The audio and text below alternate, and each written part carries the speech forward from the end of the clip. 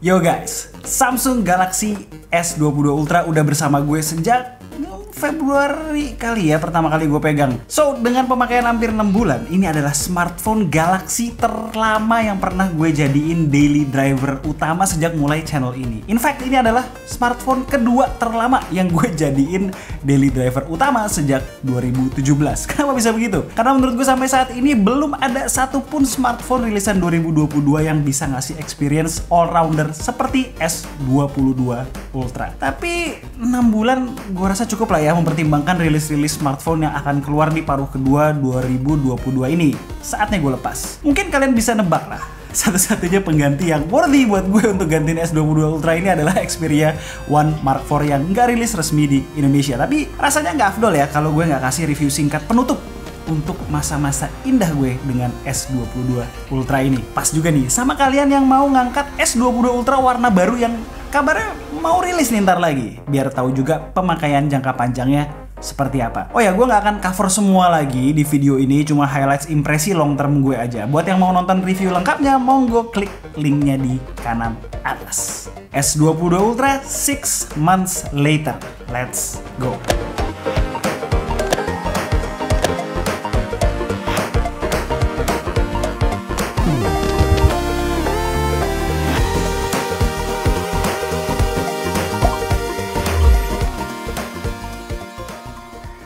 Soal desain, nggak ada yang berubah lah ya. Sekian bulan gue pakai tetap nggak ngebosenin. Desain minimalis kayak begini. Beda sama desain smartphone lain yang seringkali mencoba tampil beda, tapi ujung-ujungnya kelihatan trying too hard. Untungnya penggantinya adalah leading smartphone dengan minimalistic design, Sony Xperia One Mark IV.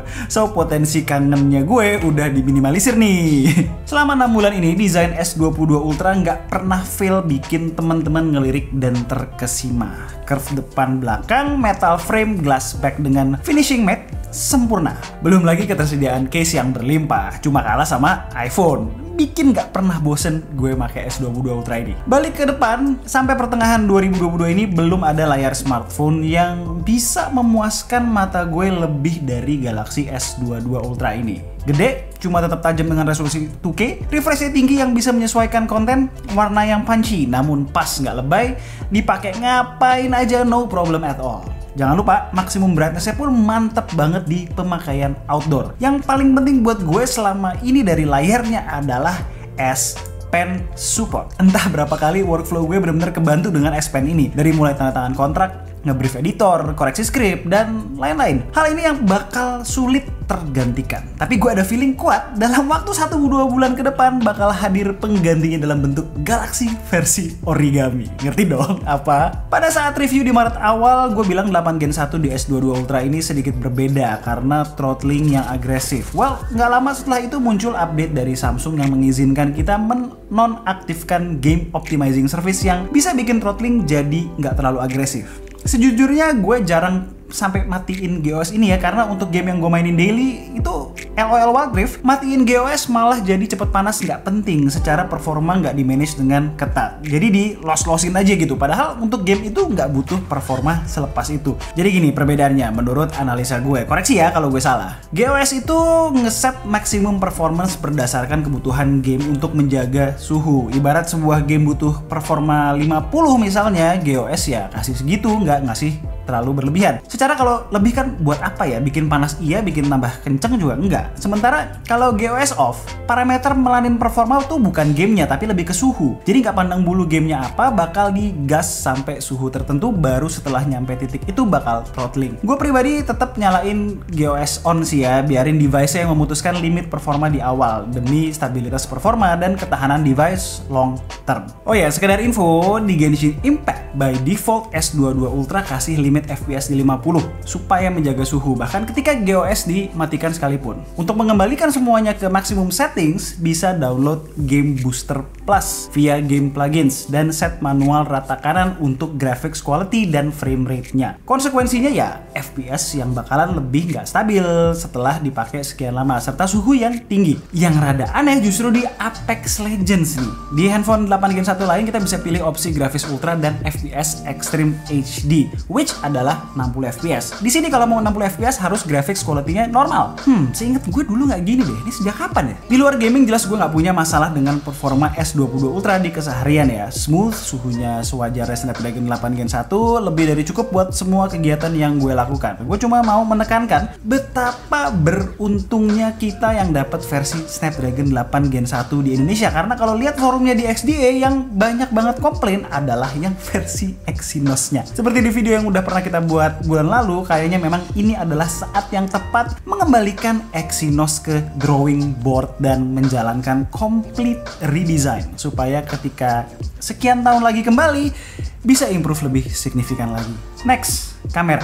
Setelah mengalami update yang sangat rutin sejak awal pakai, kamera S22 Ultra udah menjelma sebagai kamera smartphone paling all-rounder yang mampu mengcapture momen penting gue di kondisi yang beragam. Di good lighting mantap, ketika gelap komplain gue soal oversaturation di awal-awal udah fix, buat moto objek yang jauh tinggal pilih mau 3 kali atau 10 kali optical zoom. Butuh perspektif luas, ultra wide juga top abis. Buat video pun masih salah satu yang terbaik di ranah Android dengan overall quality yang bagus serta video kamera depan yang nggak kayak flagship asal Tiongkok bisa record up to 4K 60 FPS. By the way, kalian udah pernah nyoba app Expert RAW belum? Semacam Pro RAW di iPhone tapi buat Samsung phones nih. Di sini appnya terpisah, download di Galaxy Store. Intinya kita bisa ambil foto RAW yang sudah semi terproses, nggak mentah-mentah amat keluarannya. Keuntungan menggunakan RAW jelas ya, kalau masuk ke editing lebih banyak informasi gambar yang tersimpan dalam satu file. Sempurna?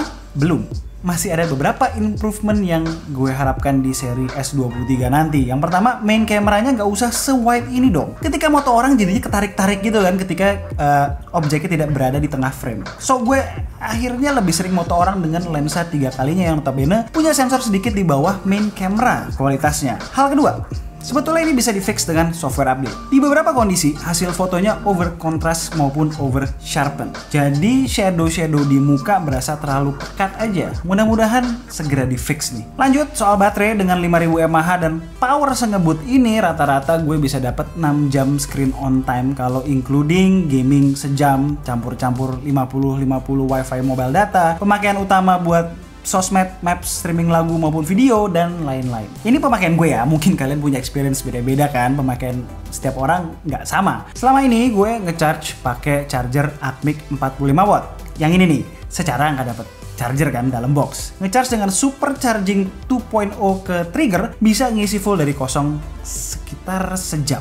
Hal yang paling bikin gue impress selama ini dari S22 Ultra justru bukan berada di hardware yang ditawarkan, tapi segala sesuatu yang berhubungan dengan software. One UI 4.1 ini bener-bener powerful untuk menjalankan berbagai kegunaan produktif. Multitasking features yang class leading, S Pen supported software yang mumpuni, maupun stabilitas OS in general yang dependable. Apakah bug free selama ini? Ya nggak juga. Misalnya sempat ada bug di gallery yang nggak show hasil final processing, harus di zoom dulu baru kelihatan. Cuma bestnya adalah tiap bulan tanpa miss Samsung selalu ngeluarin firmware update on time untuk ngebenerin bug atau improve device secara keseluruhan. Sebelum gue tutup, gue mau ngasih beberapa suggestion untuk rilisan S series tahun depan. Pertama, keep using Snapdragon chipset. Setidaknya buat market Indonesia. Terbukti kan berhasil strategi ini. Kedua, improve AI fotografi dan videografi, namun jangan terperangkap di tren over processing sehingga kelihatan banget efek AI-nya. Justru harusnya semakin kelihatan natural, namun di saat yang sama ngebenerin problem di image. In general menurut gue AI yang bagus adalah AI yang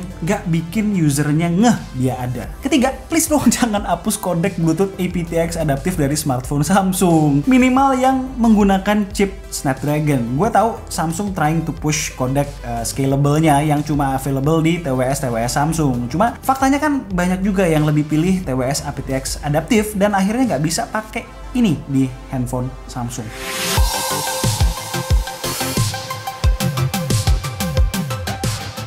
Alright, ini adalah closing review gue untuk Samsung Galaxy S22 Ultra. Smartphone all-rounder yang punya potensi besar menjadi Smartphone of the Year versi K2G. Bro, you will be missed. Penasaran kalau gue jual smartphone di mana? Di Teman Ponsel, pusatnya gadget-gadget second yang berkualitas. Kunjungi tuh lapaknya. Sekian aja video dari gue kali ini. Gue Alessa and this is K2G. Tunggu racun-racun kami berikutnya.